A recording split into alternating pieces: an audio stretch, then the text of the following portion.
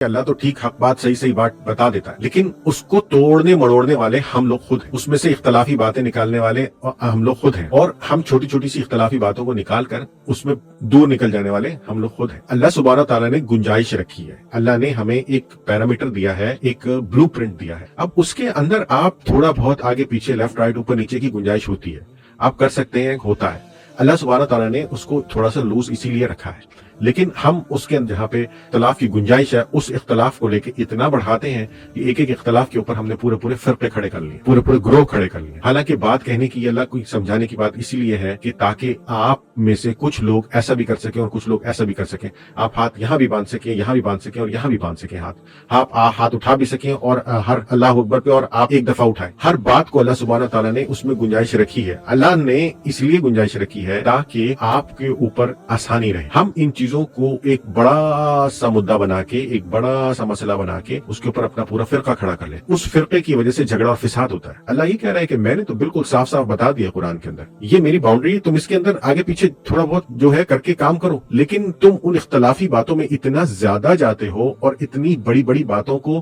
ان سے اتنی بڑی باتیں بنا لیتے ہو کہ تم حق سے، جو سچ بات ہے، اس سے بہت دور نکل جاتے ہو۔